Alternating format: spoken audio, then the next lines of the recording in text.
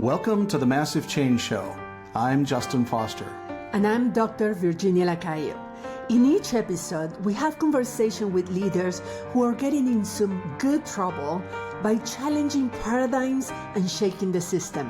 And after each conversation, the episode shifts to the second show, where Virginia and I chat about what we learned from the guest. If you know of any leaders who will make a great guest, please introduce us. And of course, if you enjoy the show, please like, share, and leave a review. Thanks for listening.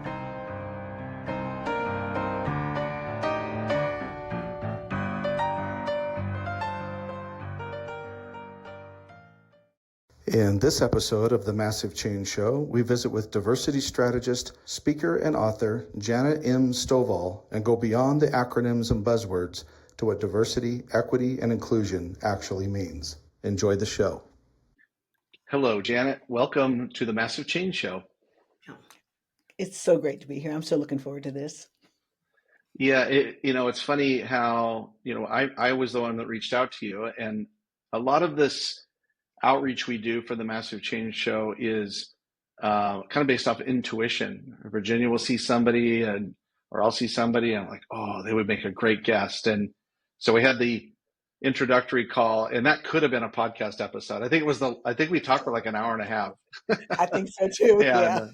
And it was just like, it was one of those things where I wish we would have recorded it, but we're excited for this as well. So welcome. So tell us some things about you that maybe some stuff that we're not going to find on your LinkedIn profile about who you are and your journey and how you got here. Okay. Well, you'll see, if you see my journey, it probably may look like it was a logical one. And I certainly know how to spin it to make it sound like it was a logical one, but it absolutely was not. And in fact, I think anybody who tells you that they're in the DEI space and it was a career plan, they probably are either delusional or lying, because there is no plan. So I would say that I didn't have a traditional path. It's more like an organic unfolding. And I think the thing that you won't see there, but I've said this before, is that when people ask, what was your motivation? How did you get in this space? I have always followed what pisses me off from the very beginning. And so when you do that, what you do is you shed things. So every job change I've made, and there've been several, to get to this space, it was always something, either I was following what pissed me off, but I couldn't lean into what pissed me off in that space. There might have been stuff pissing me off there too, but because that's life. But the great follow what pisses you off thing wasn't happening.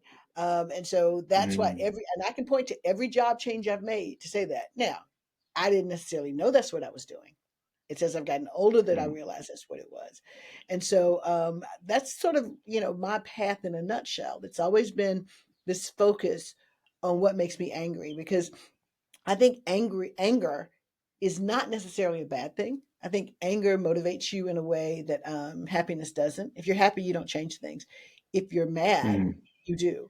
But the trick is to take that anger, that passion, and combine it with purpose and practice. And then you can actually make a difference in the world. And that's kind of the way I've done it.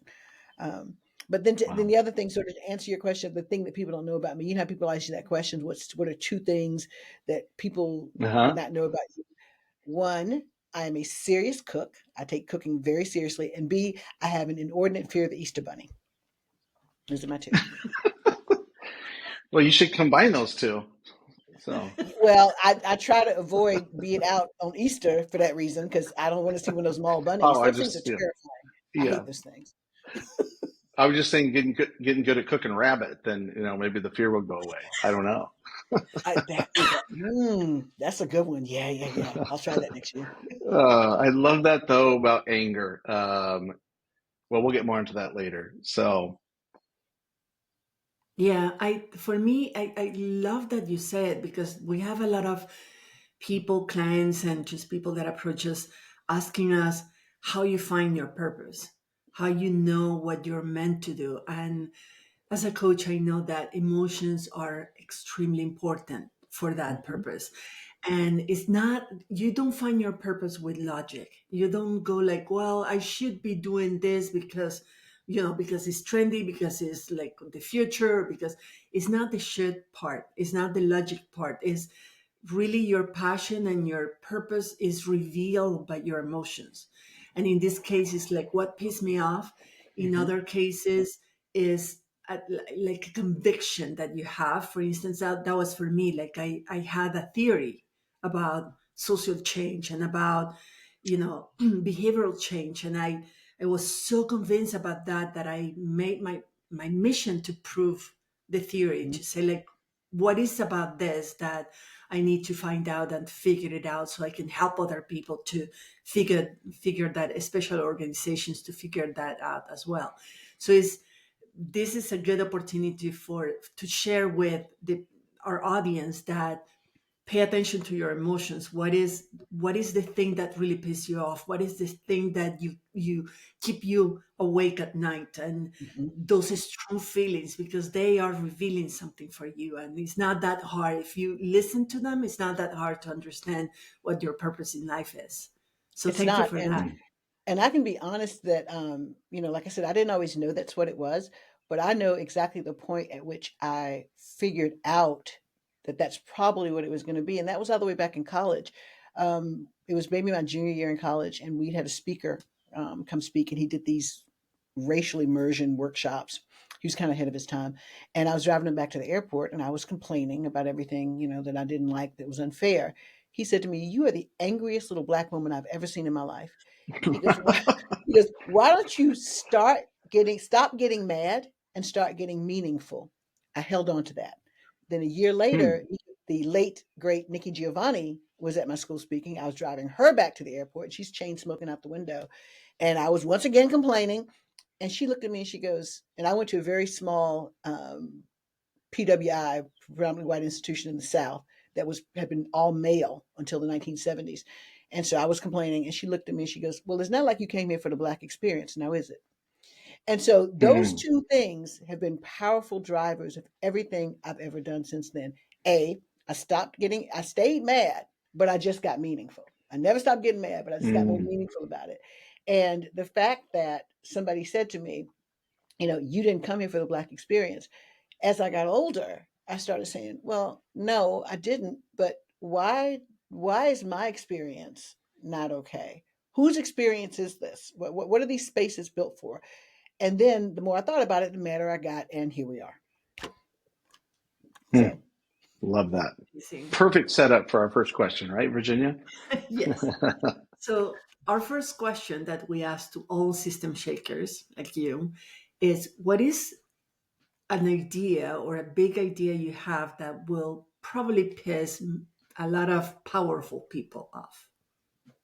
okay, that's a great question. I had to think about that a little bit. I think um, the thing that'll piss everybody off is that I believe that DEI, diversity, equity, and inclusion, should be treated like every other business priority, which means these have metrics, deadlines, consequences. And that Mm. seems simple, but when you talk about how you actually make that happen, that means that you have to tie equity, inclusion, diversity, you got to tie outcomes to paychecks, promotions, power. And if you are a leader, you should be held accountable for this, just like you are held accountable for anything else, for revenue. Powerful people do not like to hear that.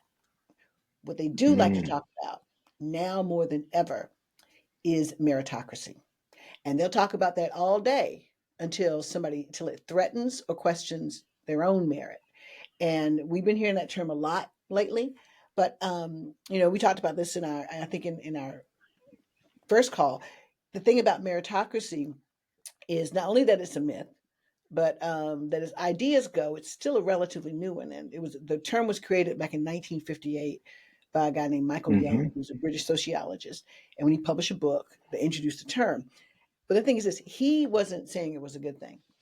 His book was actually a satirical novel, and it warned about a future where there was a rigid elite that was ruling, believing that they were superior simply because of their position.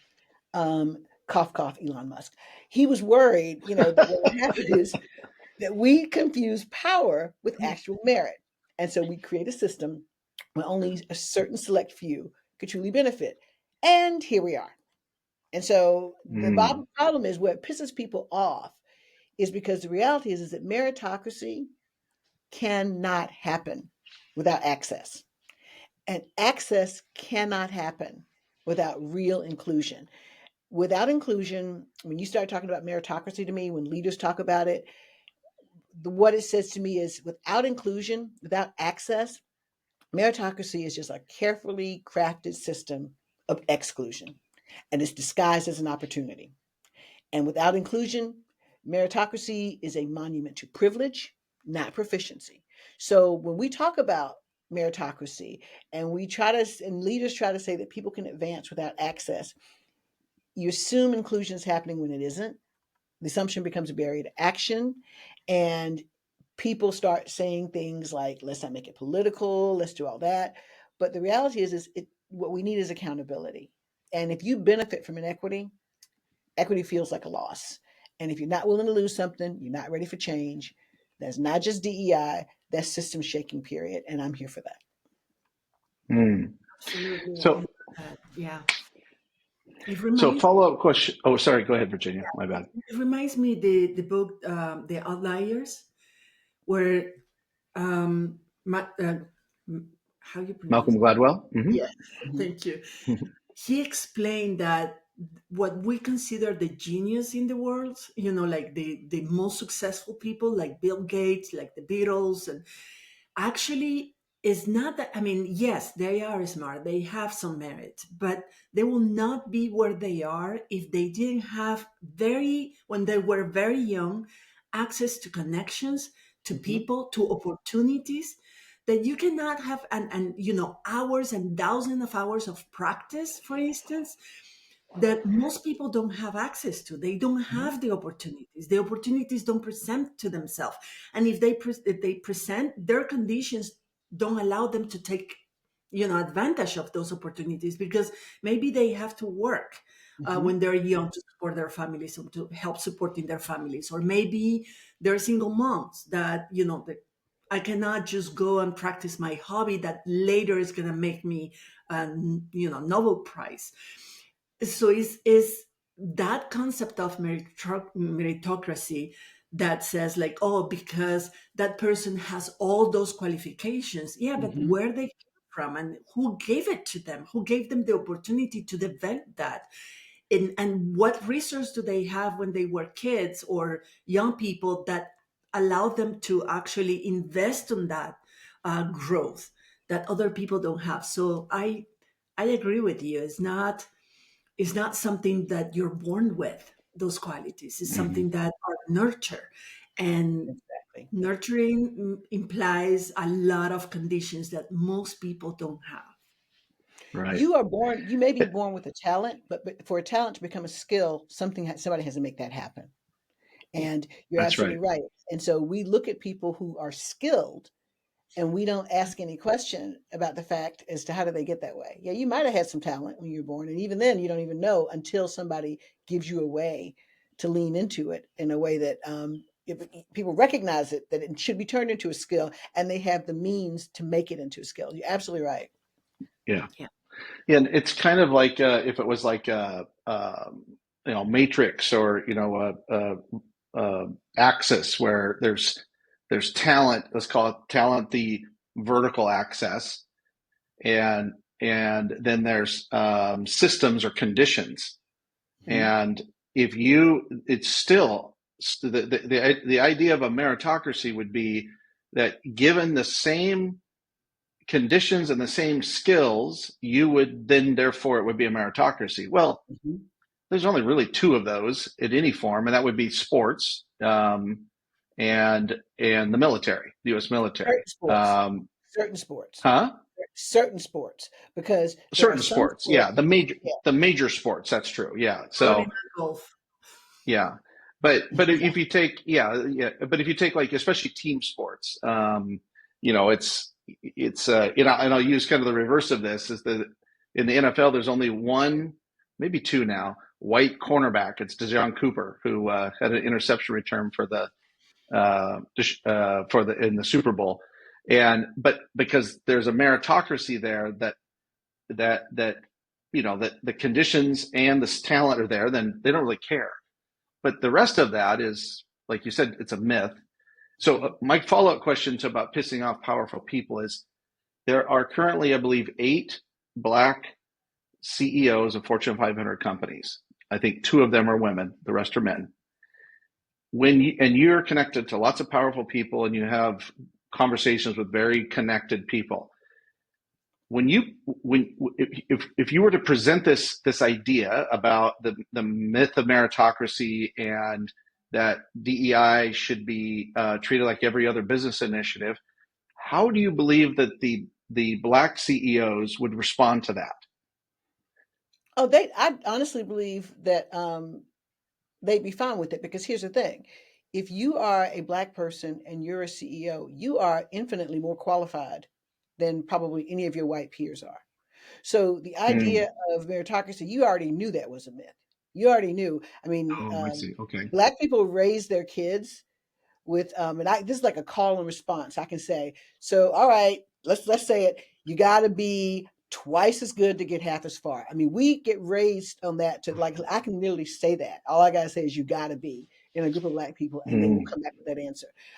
So yeah, I think that Black people would love for meritocracy to be a real thing, because if it Mm. were, we wouldn't be so far behind. But we know it's not. And so and since we know it's not, then we know that it is just used as an excuse to maintain the status quo. Yeah, Yeah. I Yeah. I think they'd be willing to put up against anybody. And Yeah. yeah, it's not just Black people. If you are Black men, is you have to work twice. If you are a Black woman or a woman from any minority, you have to work 3 times more.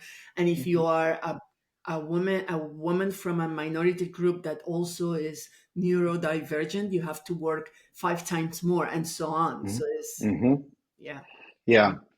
Yeah. And I, I have this weird place where I've always kind of what you just said, Janet, about what made you angry became your mission. And I remember as a little kid, as a little white kid growing up in a Christian fundamentalist, violent home, but with this ranching background that was kind of steeped in John Wayne and Clint Eastwood, and reading about the Civil War. And I remember a conversation with the he was like an older kid that was the son of my mom's best friend, and he had a rebel flag.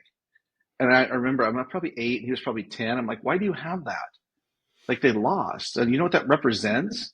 And then reading about the Holocaust, and quoting the Constitution to my mother about lack of due process. I mean, I'm not joking. I did. I'd read the Constitution, and I was like, this isn't right.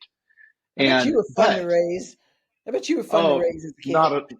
a, not at all. Yeah, I mean, that was part of the part of the reconciliation years later with my mother, and she finally said to me, she goes, I just didn't know how to raise a kid like you. Mhm. I And mean, I said, well, you didn't. I wish you hadn't done it the way you did it, but here we are. here we are. Anyway, so where I'm going with all this is that it's so always fascinating to have an awareness of the anger, but not the experience of it. Like, I will not experience what you and Virginia have ever experienced, both as women from traditionally marginalized communities, women executives. Like, yet there, so I have this, like, curiosity about it that I just want to continue to learn, but also a little bit of frustration that I'll never really know. I'll never really know. I can be fully socially consciously aware as I possibly can as a straight white American man and still not know. Anyway, Mhm. that was just something I probably should have saved for the second show, but I need to get it off my heart. No. So, And no, the fact, but the thing is this: the fact that you have that anger or that frustration is a really good thing, because you wouldn't have it if you didn't have the awareness. And the reality is that those of us who live this, we can be angry and we can push against it, but we're pushing against people who don't acknowledge it and don't see that they can be right, the barriers. So we need you. You don't have to experience it. And in fact, in many ways, it's better that you don't, because you then have a perspective of the people that we're pushing against. The trick right. is, how do you action that acknowledgement and that frustration. That's what Right. has Yeah. happened. And I have certainly experienced a light form of bigotry, different than, bigotry, which is I don't have a college degree and that was used against me. Or at times it's been because I'm a tall, big white dude with no hair. I look a little bit like more than a little bit like a Trump supporter in some ways. So I misjudged. Let's call it. That's why I call it light bigotry. But I mean, that's minor shit, honestly. Yeah. So as we get to the second system shaker question, I want to set context here. So share a little bit about what you do now in your work, and then I'll ask the system shaker question around that work. So share a little bit about what you do for work.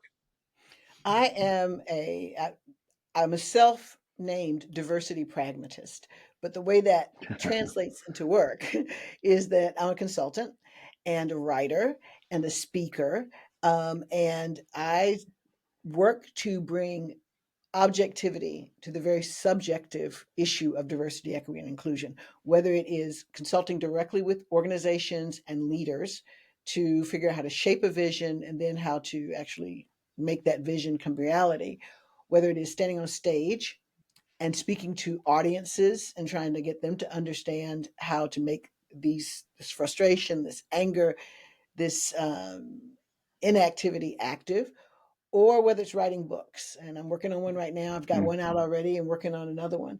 And so I am primarily a communicator. And I mm, would argue that 95% of diversity, equity, and inclusion work is communications. I mm. build things. I love building models, but it still comes back to finding a way to actually talk about this in non-fuzzy terms so that you can then Right. action it in tangible ways. Yes. Yes. It is my observation that I always say marketers ruin everything. The language that and I'm a marketer, and the language they use is just so bad. It's I bad. call it white people word fat. And uh, and and the second part of it is that because of that, in many ways, it's my observation that white people, well-intentioned white liberals, have made your job more difficult. Oh, absolutely. Talking about TEI. So in that in that context of you consulting around DEI communication, building things like you said, what are some of the biggest challenges you're running into, and especially in light of the current, to put it mildly, political climate, with the bloviator that's running this country talking about who he, in quote, killed DEI. Yeah, well, first of all, that's a lie. He didn't. He tried. I Right. just read an article today that REI came out and said, you know what? We're not walking away from it. And by the way, we take back the endorsement we made of the dude who came in and then undid things. So yeah, he hasn't Yes. killed it. And yay, he won't. But what he has done is shown a light on the people who were not serious. And when I think about basically two big barriers on the side of where I do the consulting work, one of the biggest barriers is this illusion of commitment. All those folks who came out of the woodwork in 2020 with, commitments that they put money behind, that all Mm-hmm. that stuff. He has destroyed that illusion. It's those performative leaders who say all the right things until they're asked to actually do the right things, and then suddenly it becomes, Yep. well, let's just look at that next quarter, and involved with that also is fear. And it's not a fear of failing, Mm-hmm. because that's not the issue. It's the fear of disrupting systems that work just Yes. fine for few at the expense of the many. So in this moment, with what we have is we have a convergence of a long-standing lack of commitment underscored by increased and seemingly justified now fear that is driving leaders to say, let's just not do this at all. And the reality is this work has never been easy. It's never been fast. It's never been cheap, because in an inequitable world, equity itself is disruption. And anybody who's a system thinker knows that. Anybody who's a system thinker knows any change worth making is going to feel like chaos before it feels like progress. So my challenge and what I'm up against is helping leaders actually lean into that discomfort, to help them actually consider what the tangible proof of we value diversity really looks like, to stop talking about inclusion as belonging, and to stop talking about equity as people being fair. Which brings me to sort of the second thing, the challenge I face is the language that you talked about. We have Hmm. messed with language so much in this space that that's how you could take something like woke, which was a black people term, and make it negative. Yes. That's how you could take Right. DEI and make it a negative term because Right. we Right. aren't clear about our language. I mean, we do use terms like DEI because we did it for the right reasons. A, because it's easier to say. B, it used to encapsulate something that was positive.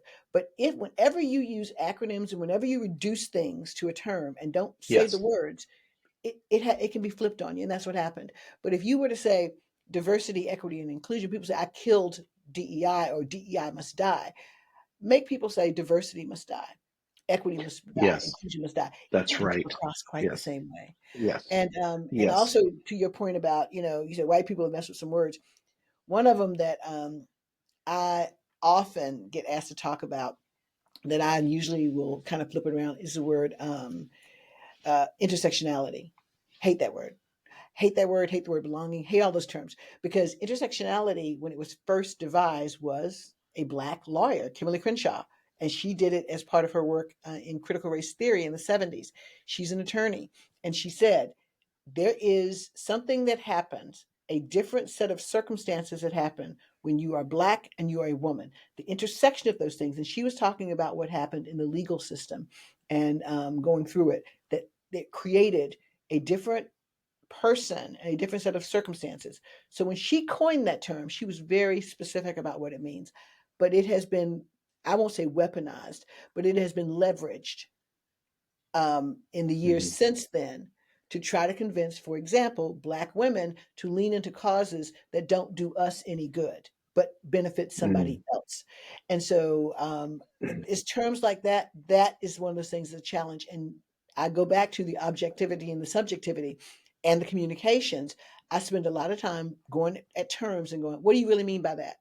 What does belonging mean? What does that really mean? What does Hmm. inclusion mean? What do you mean? You value diversity. What does that mean? What does that look like?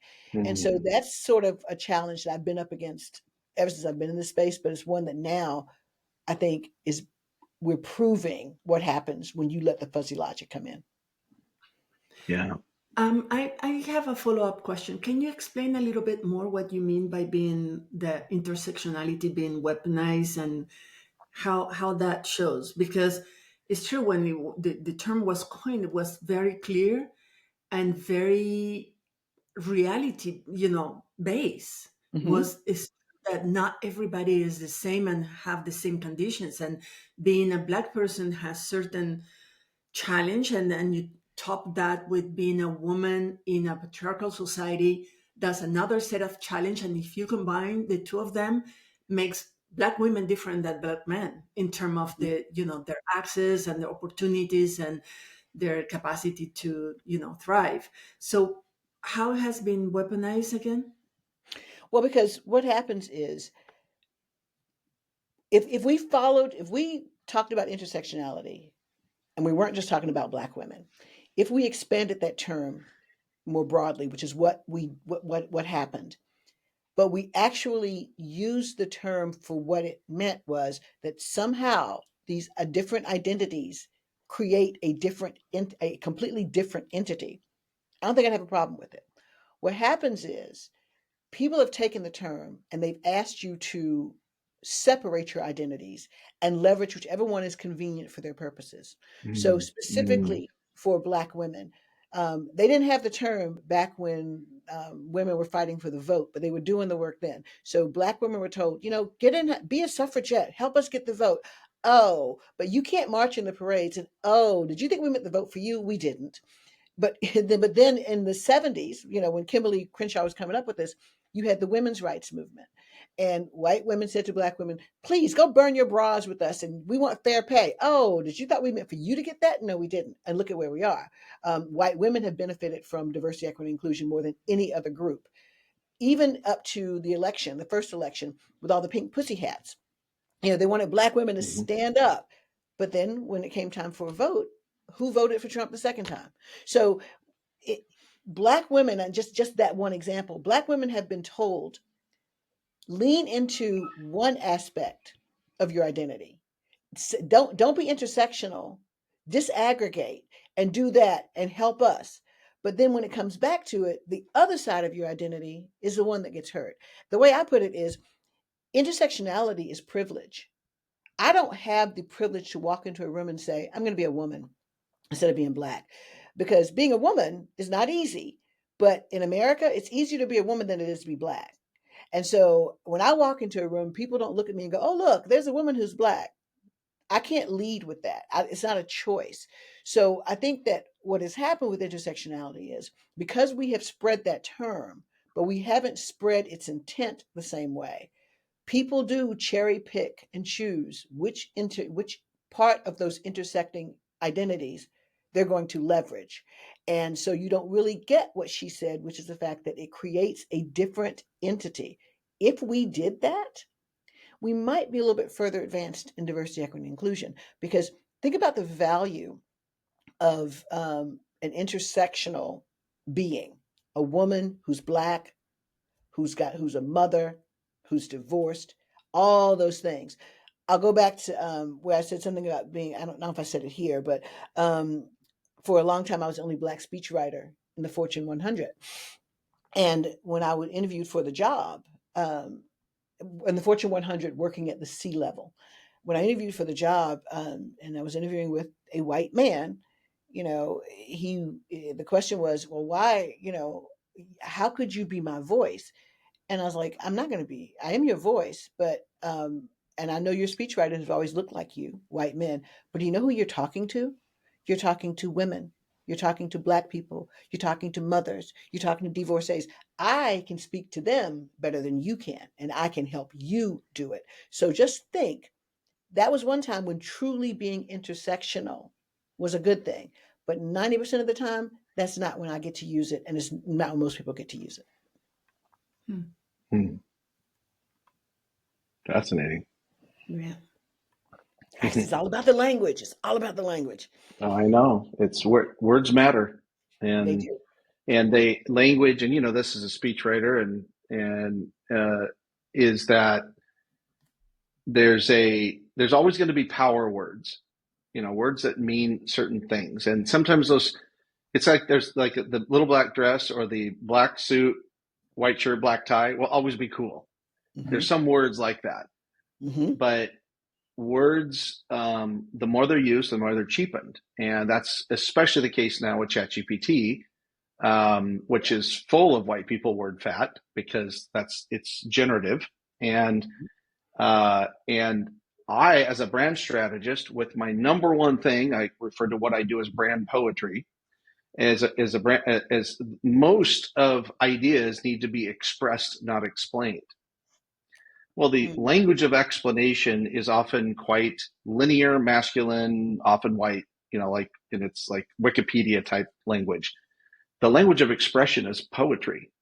It's Mm. much more feminine. It's much more, it's like the difference between one of the main differences between Spanish and English is the language of explanation, and Spanish is the language of emotion and storytelling. Mm.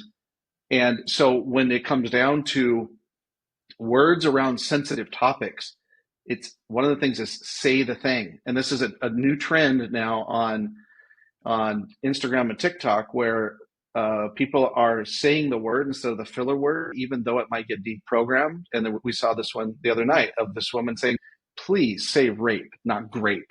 Please say sex, not sex. Like, Mm. because it is cheapening and it's offensive to, in this case of the word rape, people that have have dealt with such a horrifying thing, and to hear it being diminished because you might get deplatformed or you may not get your ad revenue from your post is some next level horse shit. Yeah. And so by we got to bring words back, the power of language back, to these things that are people are too afraid to touch. Like, fucking say it. Yeah. Like, And, that's what needs to happen. and that's one of the things that I think when we talk about how did we get where we are, that's where social media has been, and the internet have made a lot of this foolishness possible because it's things like that. Because we Yes. contort ourselves into ways so that we can stay on platforms, get likes, drive ad revenue. And the reality is I don't believe in exclusion, except when I say that there's some people who shouldn't have a platform. And before everybody had a platform, there were certain things that were required before you could get one. And unfortunately, a lot of those were, biased things and access. I'll go to access again. But the people who did have platforms, people who did speak to the world, were generally saying something that had value or was Hmm. it could be absolutely terrible, but it was at least different. And so now what you have is everybody's trying to get above everybody else. And so you do whatever's Right. necessary. And that's why you have things like that, because like you said, you don't want to get deplatformed. Well, maybe you should be deplatformed. Right. I just think like with Bell Hooks or Audre Lorde or Octavia Butler or James Baldwin, would they have been Hmm. able to do the work they did in this current environment? No. And it's why I hear again someone that I don't identify with a ideology per se, but there was many people, especially white people on the left, talked a lot about. They're now talking about free speech. Before they were trying to restrict it in many Hmm. ways, and well, you can't say that, or like that should be blah blah blah. So, and now it's like you see the cost of that. You see the cost of like creating these conditions where we can't just say the truth or say our Hmm. truth at least. And so I often wonder about that. Like, what would happen to James Baldwin, for example, now in Oh this yeah. current environment? But Well, yeah, nobody would listen to him. If well, he well, now he might have the jackbooted police at his door, but right. certainly nobody would hear him because his Yeah, messages, they don't get clicks. yeah. It's similar to Jesus. They would have killed him all over Yeah. again. Oh yeah. Yeah. So, Jesus yeah, wouldn't stand a chance right now. yeah. He would have been deported illegally. Hmm. So, Exactly. yeah, Exactly. which isn't really deporting; it's human trafficking. But anyway, Virginia, do you want to go to the last one? Third question, yes. What? How would you make, since especially using your language that make it objective, make it measurable? So, what is the kind of impact you want to achieve? How would you know that you're doing the work? I would, if I were to say, sort of the biggest dream is to actually make equity real, to build systems that center equity not sort of as a sidecar to any kind of strategy, but more Mm, of the engine that drives it. Because equity isn't fairness, equity is ownership. Let's go back to the financial mm, definition of that word. It's ownership, it's not fairness.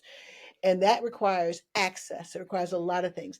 So I want to leave behind the blueprints for cultures organizationally where leaders are required, not just inspired, to deliver on equity. And that means we're not just tracking representation, we tie it to results. We're not just talking about belonging, we're building environments where people can actually contribute and have a reason to have a grounds to actually have some ownership. So that means you have to normalize the idea that compensation, promotion, and power should reflect not just who you are, but what you deliver, and in a leadership standpoint, who you include along the way. So the ultimate measure for me is that 10 years from now, people that I will never meet are actually benefiting from systems that I helped dismantle and rebuild. That's the kind of massive change. And that's, if there's anything that I can say is a legacy, that's a legacy I'd want to leave. mm. Yeah, we share that dream. Yes, you give me I the can tingles, tell. Janet. I can tell.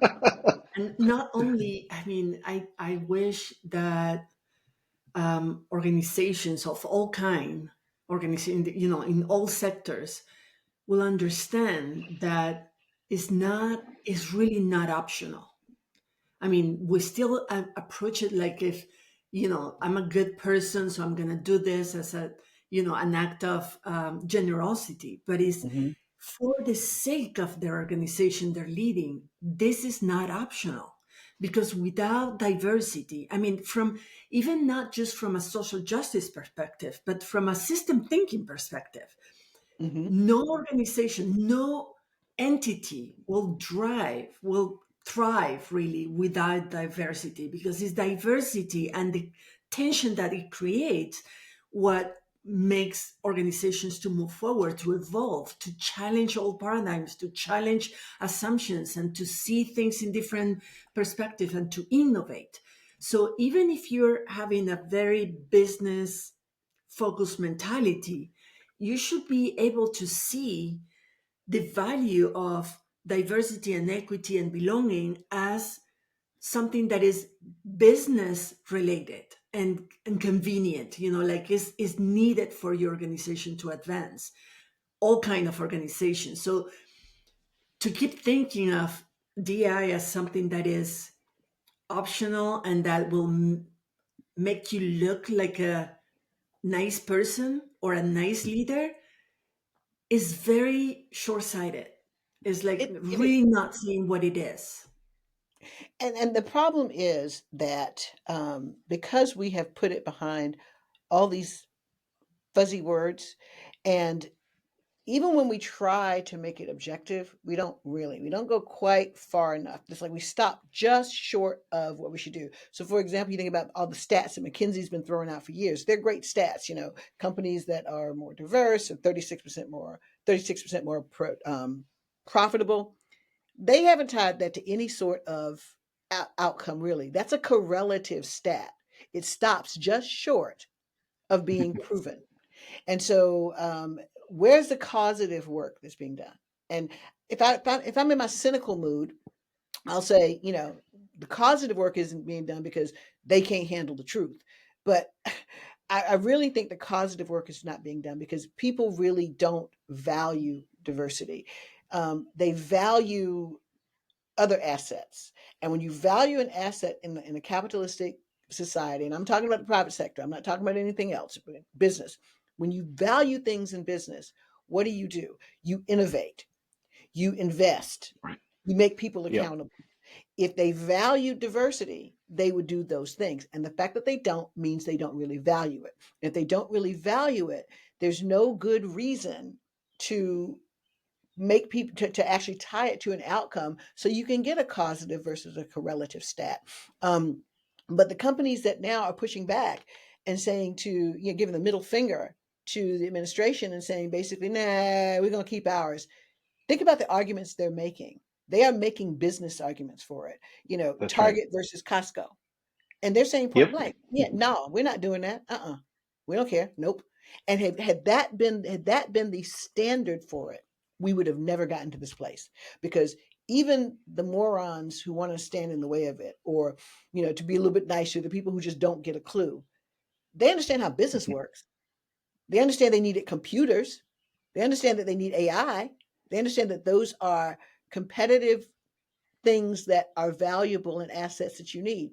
So if we had made diversity that, if we had not allowed diversity to enter the workspace as a nice to have or as philanthropy and not business, then it would be a lot Yes. harder to uncouple it right now. But we didn't. And so Yes. now we got to try.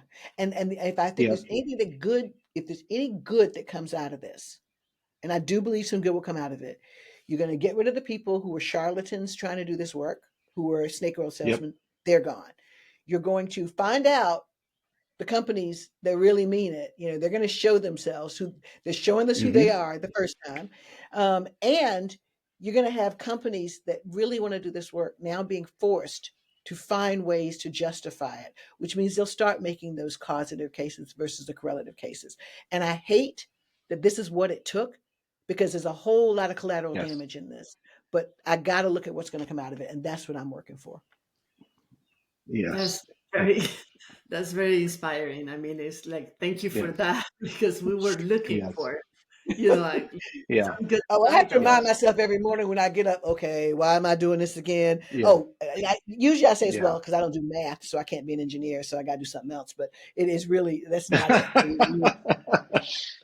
I mean, hell, sometimes I Uh, wish I could do something else, but you know what? I can't. yes, I So know.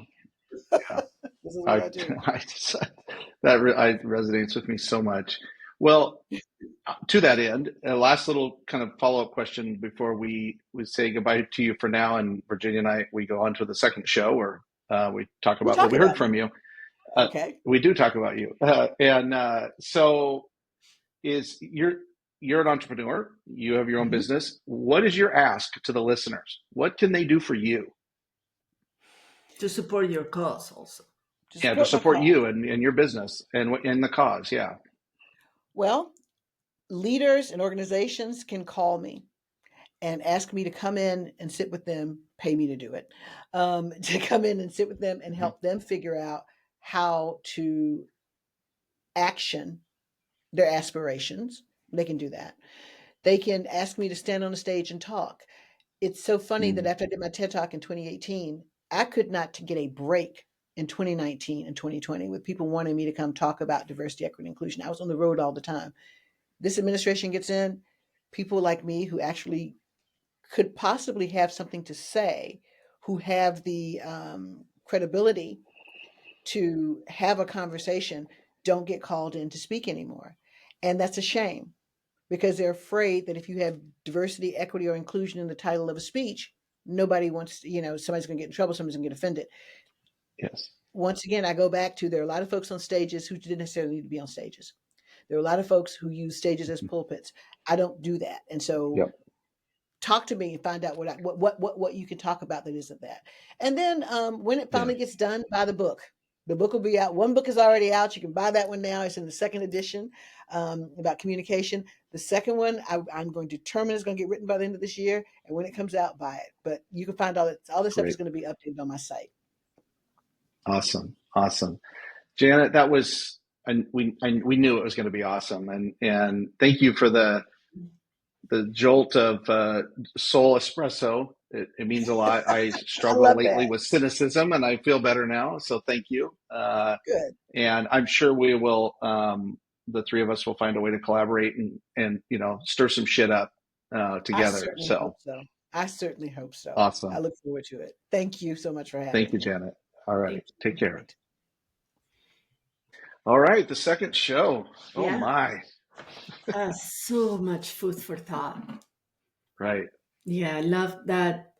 I think we need more people that are, you know, in the kind of radical instead of just like trying to, well, Mm-hmm. yes, but all the nuances is just say it straightforward because this is so confusing sometimes and so subjective and therefore very manageable and or Mm-hmm. malleable or people can Mm-hmm. use these ideas and turn it against the people that are supposed to be benefited by it. And so I love that she's direct and straightforward, and it's better to be a little bit radical in those terms, when we talk about this, because that makes things more clear for everybody. Yes. It makes you make the Yes. distinction of, okay, this is this and this is not it. Yes. So I love that. And Yeah. I love that Janet has, challenged a lot of mainstream assumptions about things, concepts, and the good and the bad and what it's really about and how it have changed without us being fully aware of the change. And we Right. can using things that because the context have changed, those things that we had a meaning in our mind might not be the meaning perceived by our surroundings just because the context have changed, and we need to be Mm-hmm. aware of that. So yeah, Yeah. that.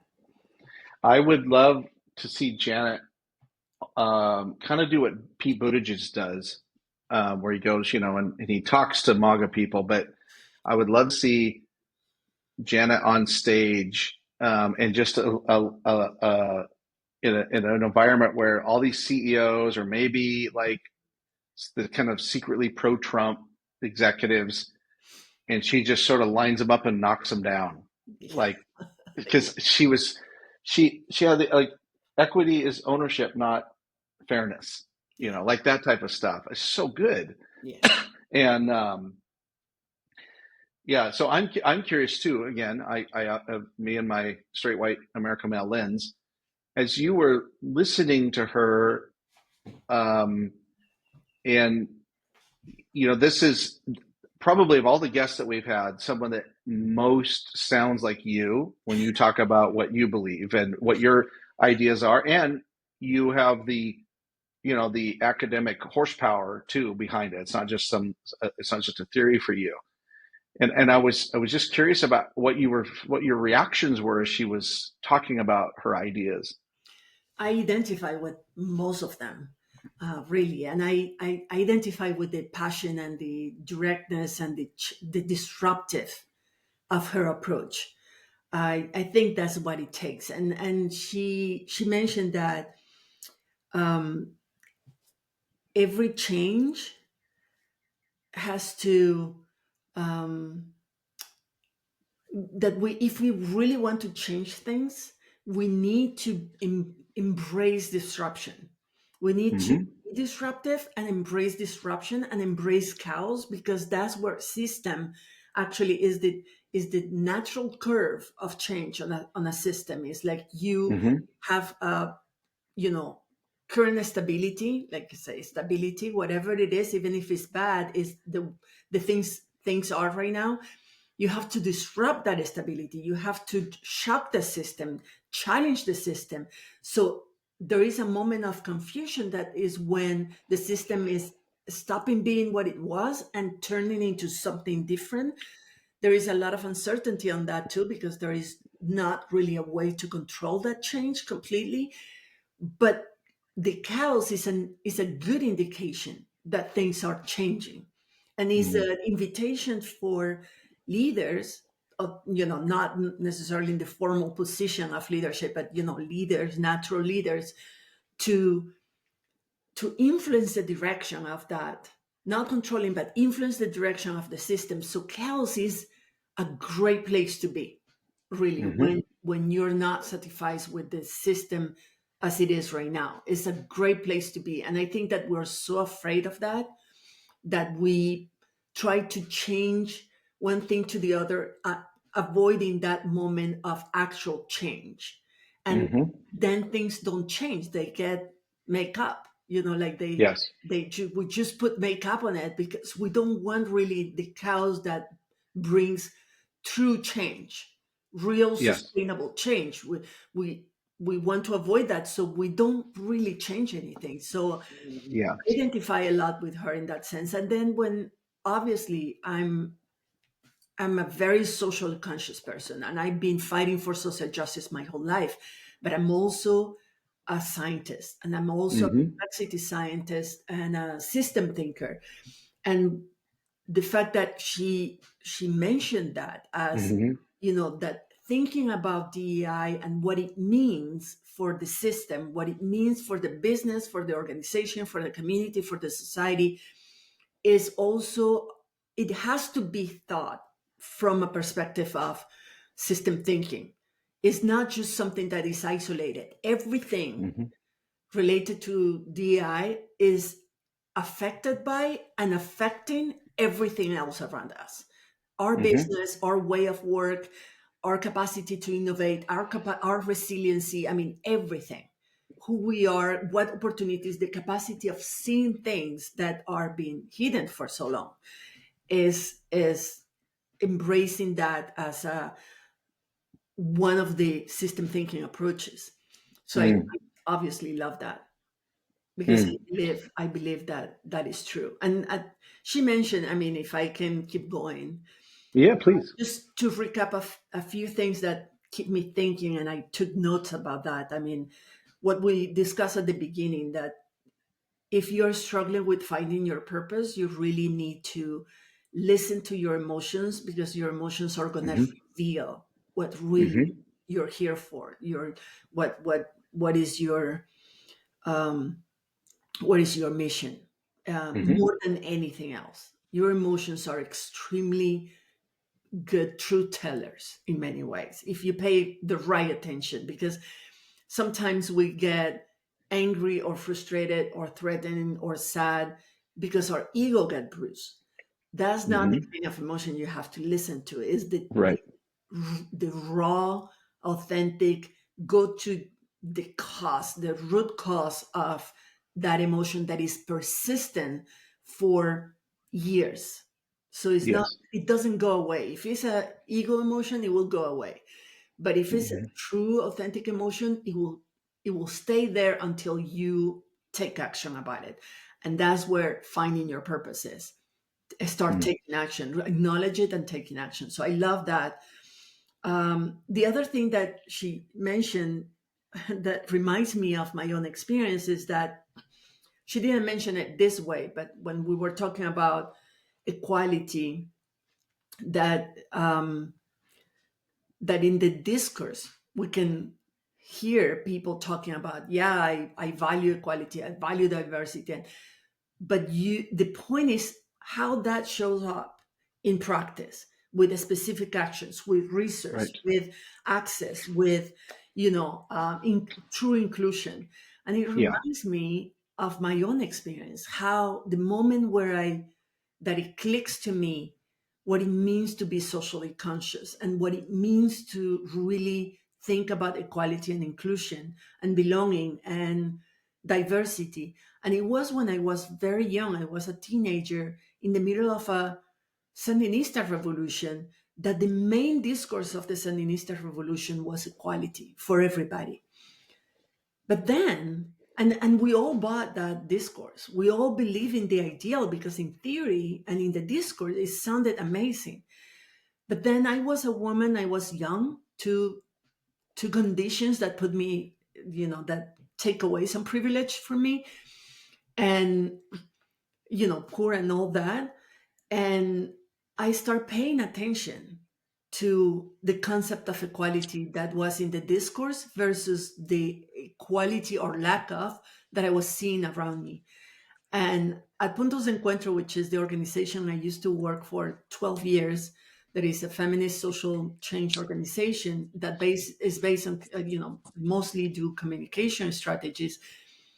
We came to the conclusion that yes, in this system, the new they call it, we're building the new man, and it's like starting with that, because what about the rest of us? Yeah. Yes.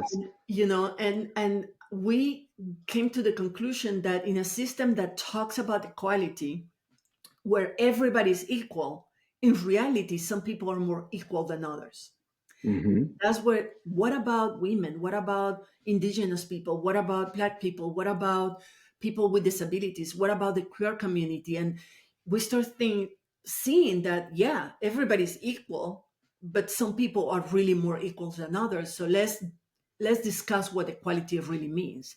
And that's where Mm. my journey as a social change agent became, because it started because I realized equality is not just about poor and rich people.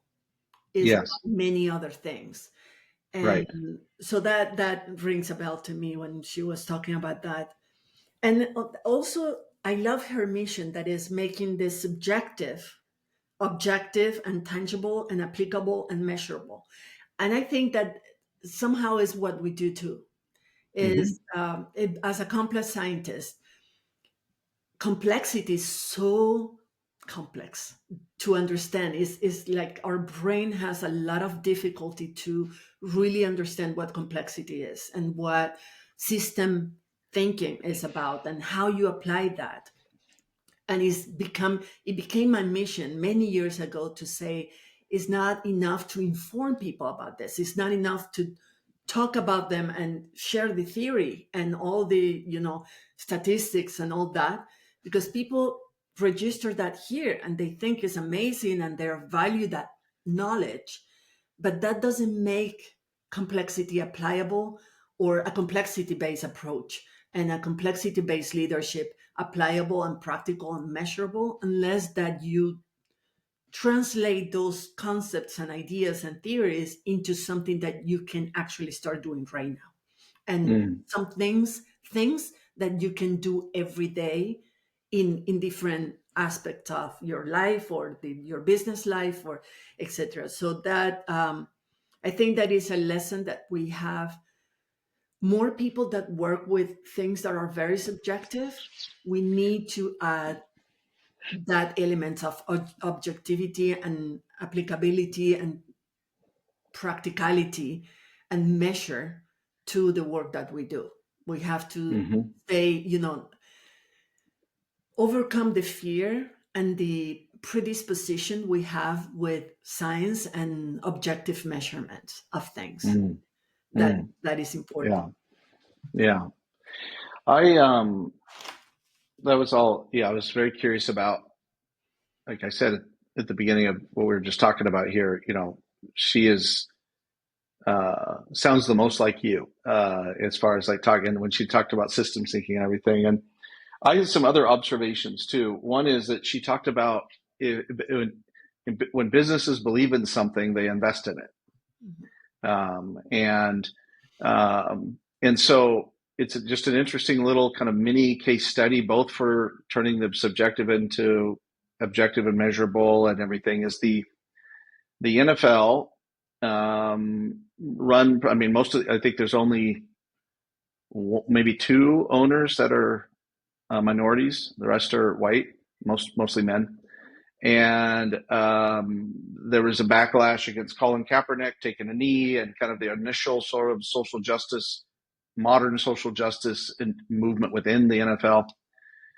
But since 2017, they've invested over almost $300 million in social justice initiatives, like real money. And they've attached it to measurables. And is it clumsy sometimes? There's something called the Rooney Rule, which I won't get into here, about coaching, hiring coaches. People can look it up if they want to know what it means. That's a little clumsy, but it's, Jesus said, show you will be known by your fruits. And I think social justice, diversity, equity, and inclusion is you will be known by your fruits. It will be measurable. You will be able to see it. There'll be an input and a result. And so I love that. And I love that there's an emphasis there, and that it kind of goes into the other thing too about pressure. And this is something I've learned from you about complexity science, is that, and these are the way I describe this particular thing, is you need consistency of pressure and consistency of presence.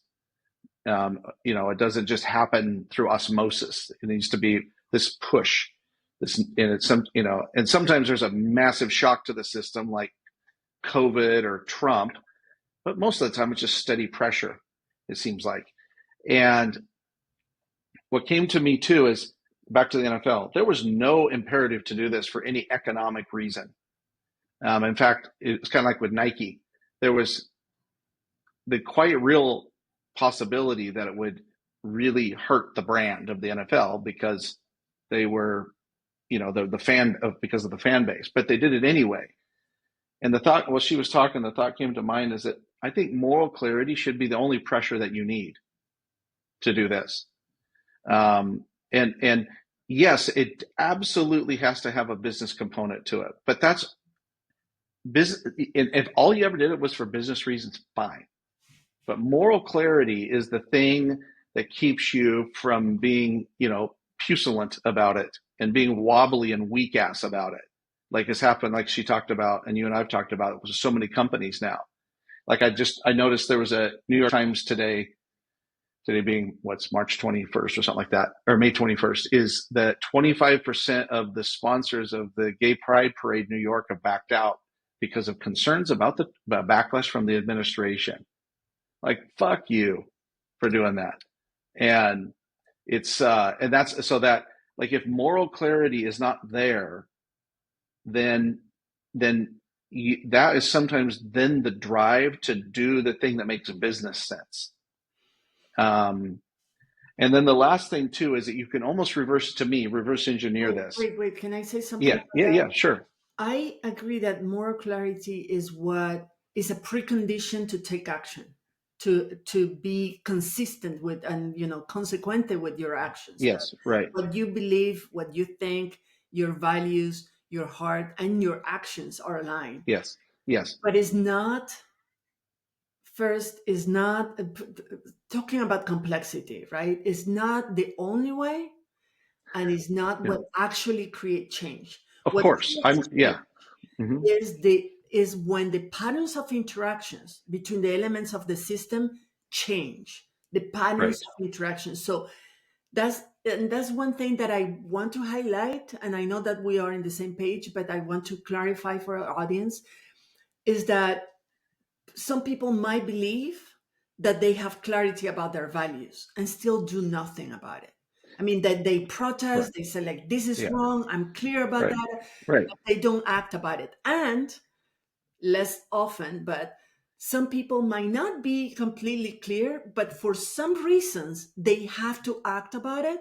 Hmm. Pressure from the board or whatever, they have to Yeah. act about Right. it, and those actions create the change, even Yes. if they are not fully there yet. Yeah. They And I manage think it's a the actions. yes. I think it's a yes and though. Like if is like you can have moral clarity, but you have to have proof that you have the moral clarity. Yeah, And the proof is in the investment yeah, of in your brand, or in literal with money or whatever. And if the pressure comes from some place else and sort of moral clarity catches up to you, I suppose that's fine. But this issue with a large segment of the population who seems to have like a cruelty kink when it comes to things isn't going to go away. It's as ancient as civilization itself. And so this is why what I say, moral clarity is so essential to stay the course. And so thank you for clarifying that though, because it's very important that people hear that it's a yes and if you can come in either door, yeah, but you're gonna, at some point you're going to need both of them. I guess that's what I'm saying. yeah, Whichever door you come through. My final thought was, you reverse engineer this and you could say, yeah, we believe in diversity, equity, inclusion. And I'm going to take her up on her word to not use DEI anymore because I want to say the whole thing. If you believe in it, because on the surface, unless you're just a complete asshole, you probably would say you believe in it. But if you go backwards from there, it's if you believe in community, culture within your company, and innovation, and those three things matter to you, they're the same thing as diversity, equity, and inclusion. yeah. It's the same thing. And it goes back to what we were Not the saying same about, thing, not the same thing, but they are very related. but they're very related, right? Like, because you go this way, you go the other direction. You're like, show me a company that invests, to use her term, invests in innovation, invests in culture, invests in community, that doesn't believe in diversity, equity, and inclusion, and you will not find one. I almost guarantee it. Because you would have to be a complete idiot at that point to think that a bunch of Nepo baby, Fox News type, metaphorically, talk show hosts are going to make a good team. Like if you, it's like in the one of the main flaws in, was it in Billions, where they only was it with Billions where they only recruited from Harvard, Yeah. or was it No, Suits? No, it was Suits. It was suits. Suits. Well, the that alone is like a giant red flag of basically creating a kind of homogeneity in a culture, which therefore produces calcification and stagnation. Yeah. And and I always point this out too. I go back to sports. The only real sort of major sports, I say major sports, is the only real sort of closest thing to a meritocracy is if I had this argument with someone the other day, is if you say you don't like, in their words, DEI, all right, we're going to remove diversity from your football team that you like. No, it's like what we talk about with body autonomy. It's like if we told if we tried to say to that all men should have, like we said with our guest Lisa from Clutch Kit, all teenage boys should get vasectomies until they prove they can are ready to have a child. The world would be justifiably so be like, no, you can't do that. It's a very similar allegory, to that idea that, all right, fine, if you don't believe in it, we'll take away. We'll take away the diversity of your football team that you like. Mm. And it shows the absurdity of it too. Like, and I think she touched on that. I think if there was a little bit more time in that, she would have gone more into like the absurdity of not believing in this. Yeah, and because it's not even really about belief. It's, I mean, yes, it needs moral clarity. It's more But like, praising it, huh? really own it. Yeah, own it. And it's like at the end of the day, diversity, equity, and inclusion is science plus business with some moral clarity. Is what I said is really not optional.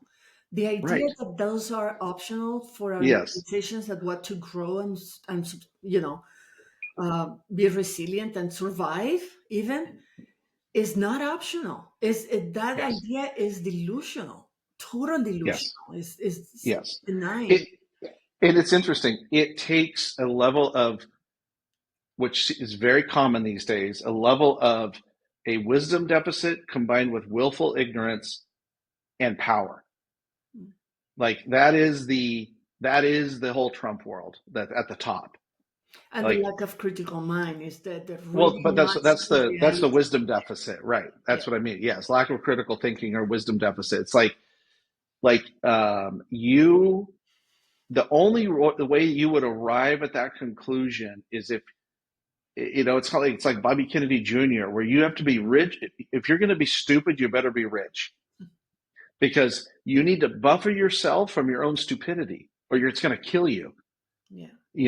And yeah. So it's just this whole thing of like seeing it, like people that shit on it.